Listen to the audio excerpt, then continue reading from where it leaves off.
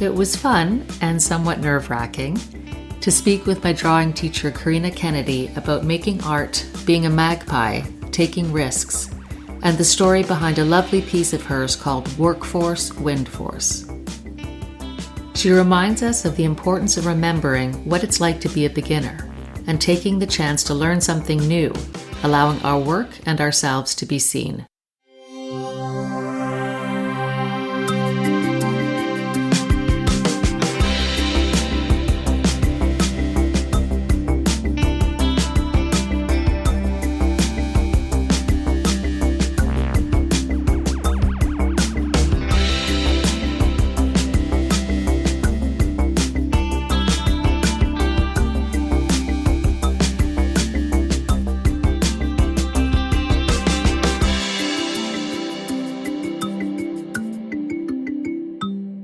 Thank you so much for being willing to have this conversation with me. Oh, thank you for asking me. Well, I was a bit shy because you're one of my drawing teachers. And so I open up a little bit of a window into myself if I invite somebody who's one of my teachers. Same here. Same here. I'm a little shy too. What if I just jump in and ask you when it was that you first started drawing and why? I mean, as far back as I can remember, I had a pencil or a colored pencil in my hand. And the thing I still love about drawing is just how darn accessible and portable it is. And that's really followed me through my whole life, and yeah, that would start with my parents just installing me somewhere once they realized I had the disposition to sit down and sort of like laser focus in on something. So I think they were like, great. And for me too, great, set me up and just about anywhere. And I can go there. One of my favorite things to do is to be off kind of on my own drawing when there are other people around. For me, it's a great way to exist with other people that feels comfortable. I've been trying to just, share that part a little, whether I'm with family or other loved ones, or even in the classroom. Something I've started doing is drawing along with you guys sometimes. And I find it opens up the dialogue a bit, and it's a easy access point for me to connect. I just want to go back to something you said. You let yourself go there. So you start to draw and you go, like, what does that mean to you to go there?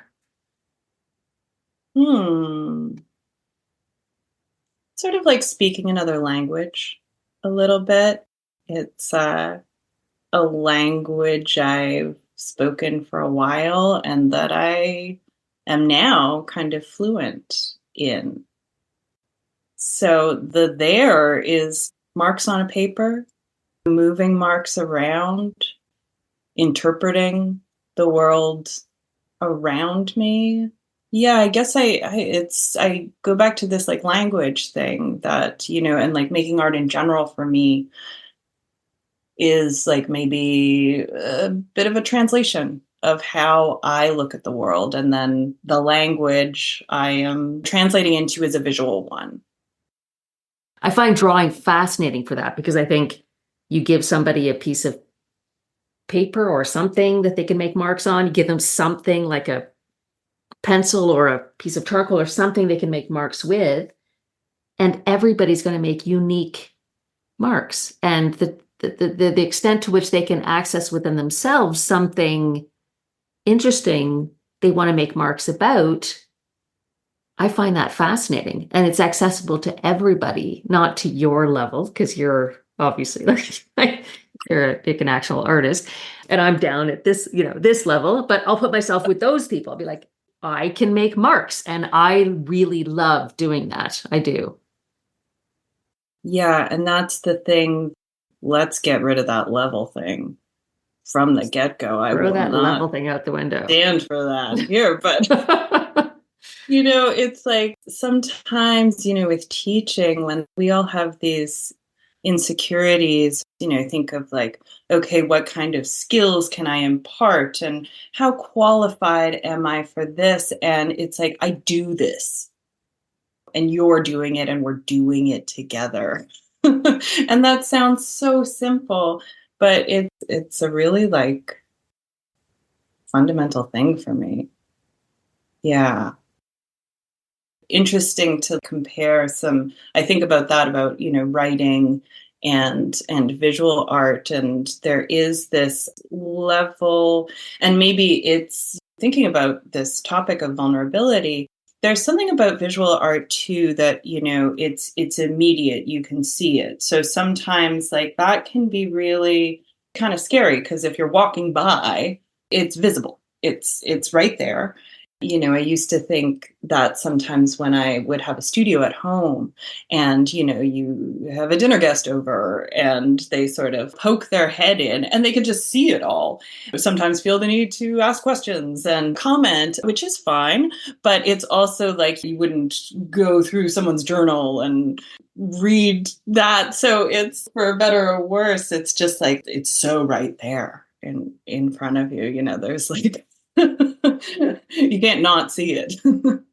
So I'm going to jump on that Yeah. and ask you, of the different pieces that I've seen that you've put out, there's one around tracing the paths of storms named after different women. So there's these drawings that mark the paths of these different storms. And so that was the one piece I was going to ask you, why? And what does that maybe you think reveal about yourself as an artist, that you chose that as a theme to explore in your drawing? Yeah, so this is a new body of work, and I work slowly. So by new, I mean I've been working on this for a couple years and had the idea maybe 7 or 8 years ago. But anyway, current, in the thick of it.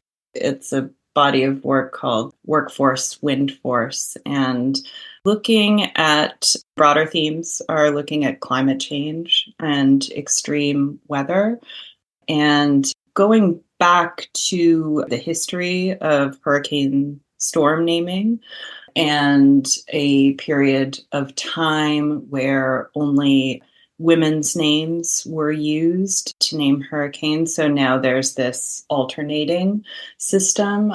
But for a number of years, it was just women's names, and storm names are retired in the event that they are very costly, deadly, destructive. And I think just the term of retire was interesting to me. So I was thinking of retirement, women, started thinking about women in the workforce. And around the same time, my mother was forced into retirement from the pandemic. And she's a musician, but has done a number of different work. She worked as a singer, music therapist, and also doing voice dubbing, which was always something I wanted to look at. So I had always been thinking I wanted to use something with her voice. And these storm list names, when they list the names on the website, they have the pronunciation guide for newscasters. And I thought that was sort of an interesting thing. This is a very long-winded, unintended, God, way of say, what the genesis of this idea, or how I kind of merged two things together.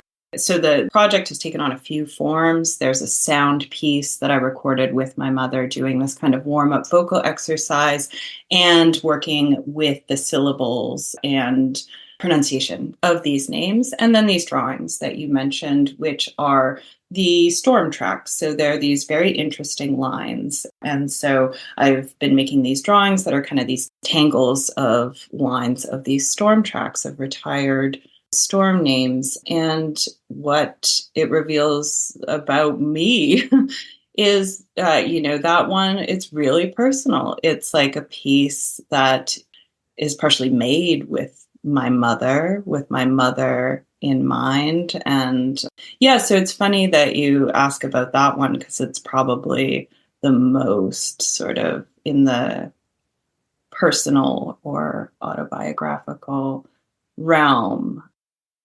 I work fairly conceptually and look at a lot of different themes that reflect a broader culture or social issues. But for me to really be invested in it, there's a personal hook in there. And with that piece, it's just, it's a lot more out there than some other ones. So apologies for that because it was just an accident. I don't know why. That's the one that that spoke to Oh, me to that's ask you great. about Yeah. that.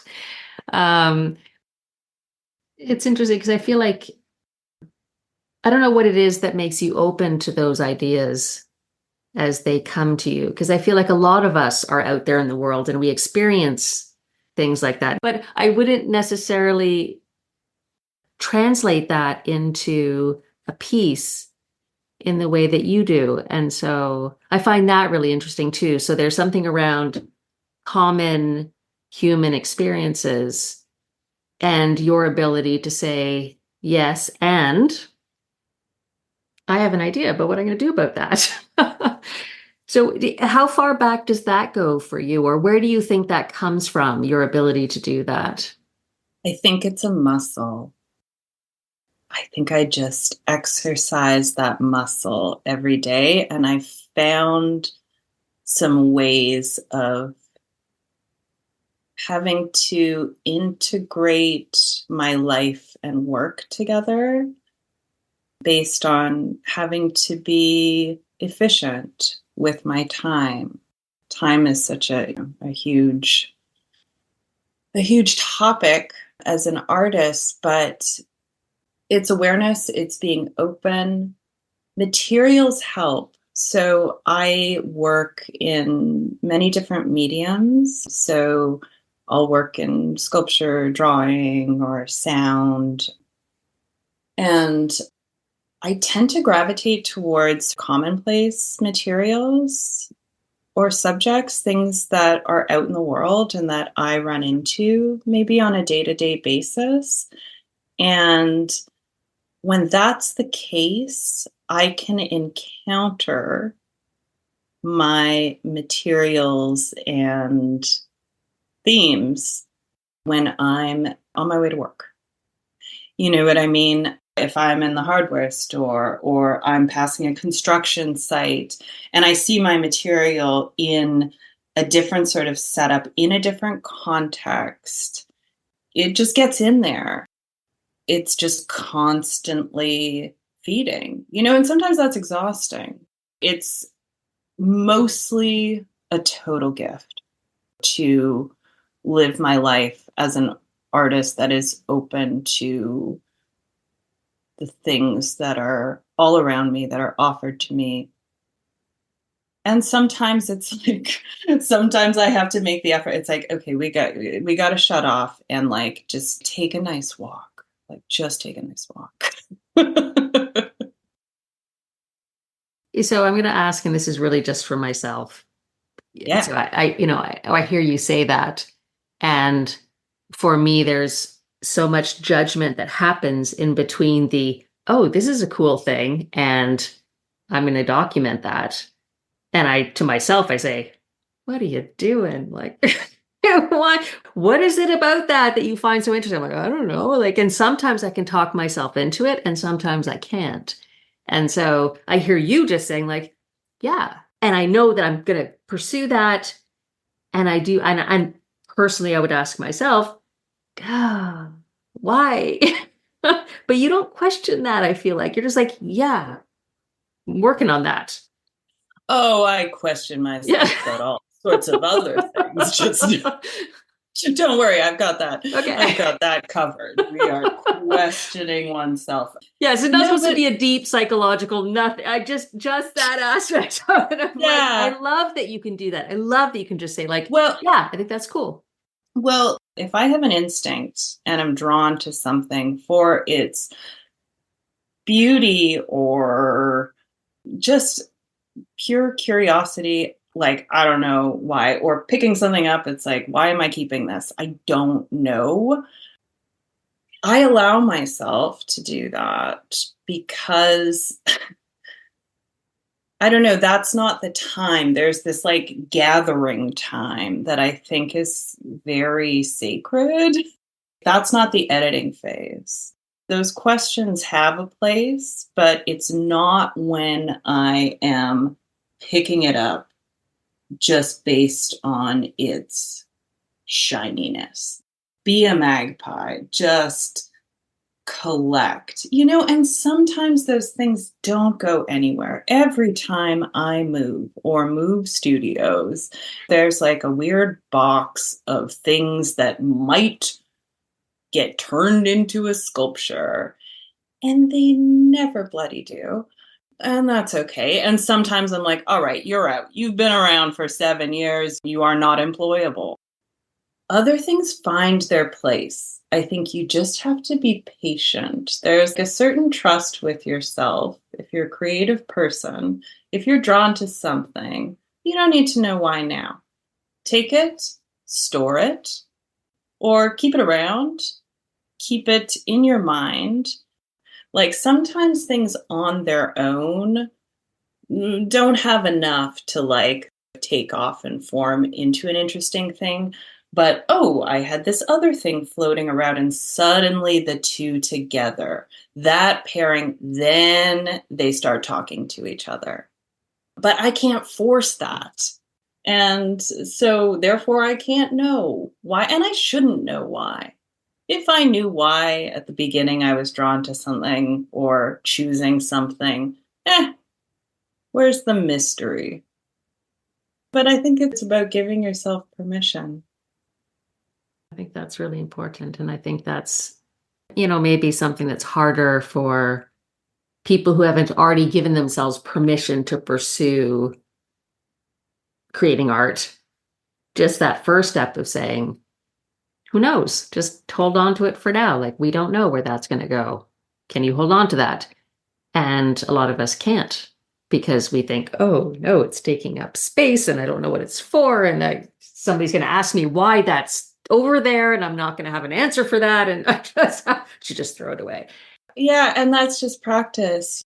In a way, that sort of thing is, like I was saying, it's easier for me to do because I've done it so much, and it gets easier. The more you do something, it gets easier. But certainly at first, when you're like following instincts that you maybe hadn't before for a practice that you don't have yet, it's like, what am I doing? Yeah, I get that. I mean, that's one of the things that I think I'm interested in asking people about that I haven't done so much maybe in this podcast yet, but I think there is a big piece of that for oneself and then also in front of other people where we can say, I don't know what that's for yet, but I kind of feel drawn to holding on to that and it will find its place. And maybe it'll, like you said, it'll find its place with another thing. Like I'm looking right here because I have a piece of wood here and I know I have some leaves that I spray painted with something and they're over there.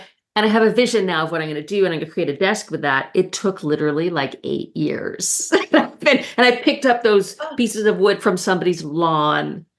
Yeah. And I was like, why did I do that? I'm like, I don't know, but they've been here for 8 years. And eventually it will create a desk.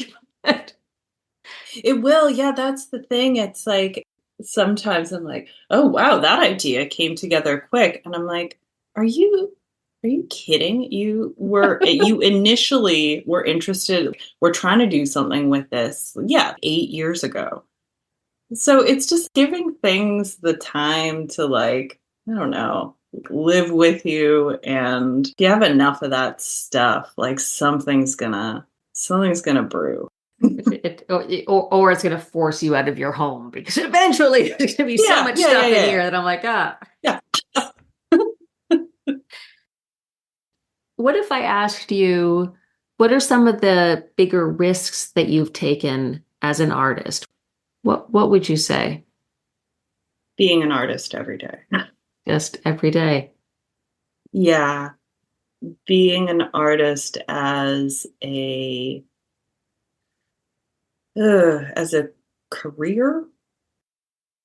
There's so many types of risks, and there are different types of stakes. Where the stakes feel low, maybe, I don't know. It's like I do push myself to get outside of my comfort zone. So sometimes that looks like working in a medium that I am not well versed in, having to be a beginner and what that can do to one's ego. And then the other thing, it's like just the way life and work as an artist is intertwined, it sometimes feels risky to choose this as a life because, it is a life of a certain amount of instability and precarity and financial realities. That's the thing. It's like there has to be a certain amount of, I don't know, the nice word for it is grit. The other side is just like sheer stubbornness. Yeah, some days it's like, oh my God, I can't do this. Or like, am I going to keep doing this? And that's the not as interesting conversation, but that's the honest answer. Like dental appointments can make you question all of your life's choices and really turn your thinking upside down. I don't know. It's like funny to bring that up, but it's very real in the moment, when it's like, oh God, should I have done something else? I remember there was a point, I don't know, in the last 10 years or something where it switched. I wouldn't have this thought very often, but there was the thought of like, should I quit and do something else? And then it shifted to like, oh, I should have quit and do something else, but it's too late now. I am in it. So I don't know. That's where risk takes me. It's when things in life and the living, becomes overwhelming. It's hard to, yeah, sometimes justify this life, but that only happens when I go to the dentist mostly. Well, just the fact that you have a saw hanging on the wall behind you. Yeah. I'm like, why don't I have a saw? How come I don't have a saw hanging? But that's cool. Why don't I have a saw? And I will just say, because I have recently been to the dentist for some not inconsequential things, and I almost have the opposite thought, which is at this stage of my life, I actually think I can handle whatever it is the dentist is going to throw at me. It's kind of sad that I can do that in a weird, I don't even know how to say that, but I'm like, why have I pursued a lifestyle where I can pay for the dentist? And there's a huge part of me that wishes I had taken a different path and I had to struggle a bit at the dentist. And I'm not making Yeah. light of that. I'm not at all. But I'm No, like, you know no. what? It's not that important at all to be able to pay the dentist. Yeah, like it is and it isn't. That's It so is. funny you say that because I'll just share it just makes me think, I don't know, a couple months ago, I had applied for some big grant. One of many applications that go out and that are the day-to-day and life of an artist and was really hoping, not expecting, but really hoping. And then the day, they put out the results, everyone's kind of on edge and didn't get it. I was very disappointed. And I met up with a friend who had put in an application, but she's not a full-time visual artist. She has another job and she didn't get it either. She was just venting to me. She's like, this has triggered this whole thing of thinking like, oh my God, I should have stuck with it. I should have stayed in art school and become a professional artist. And I went, that is so funny because I've been walking around all day being like, I should have not gone to art school, and I should have gone with another career, so these are common things. So it's like, yeah, I bring that up, that here's my stress and the risks I feel I'm taking, but you can be in any position and feel that way. I don't know. Yeah, I don't know. It's just, yeah, we all. I, I just feel like ultimately I want to pick up that saw. So there's something there. There's just like something. I want to pick up that saw and I want to do something. I want to cut something. I want to make something. And regardless of how I make the money to pay the dentist, probably, I just know that in me, there's something that makes me want to pick up that saw. And I don't know how common that is. I don't know if everybody who would be looking at you right now would be like, oh, there's that saw there. I don't know. Or how many people walk into your place and they're like, oh, can I check out that saw? That happened last week. I had so somebody over here and he was like, why do you have a saw? And I was like, I don't know, because like, what do you use that for? I'm like, I don't know. I've cut shelves with it. Like, it's just. I love that. So what if I go on a bit of a tangent and just ask you what it means for you to teach art? So you make art, and what is it for you that is meaningful about having a classroom of people who have come to you to learn about making art? It means a lot of things to me. I've been thinking about teaching a lot lately. And it's many things. Back to that thing I said at the beginning of getting out into the world, leaving the little room that I work in alone all day. That's very valuable to have some contact, and to be able to have contact over art, amazing. And the thing that I really love about where I teach, which is the Visual Arts Center, is people come from all different backgrounds. There's a big age range, and people have different jobs, but we're all sort of meeting in this one place. And I love seeing how different people's work informs their art making. I just have more and more respect for my students who, talk about being vulnerable. It's easy for me. I don't feel that much vulnerability in showing my art because it's my job and I do it. And it's not to say I don't have insecurities, but there is a level of confidence in this is what I do. But when you're new to a discipline, that's really scary to put yourself out there, even just in the classroom. You don't have to be showing your work, but even in the classroom, to share the work, let it be seen, let it be immediately visible, like we were talking about, with other classmates and with me peering over your shoulder all the time. I need to remember how scary that can be. It's good for me to be a beginner at something. It's good for me to take a class and do something that I am not immediately good at. Thank you to Corina for taking the time to speak with me.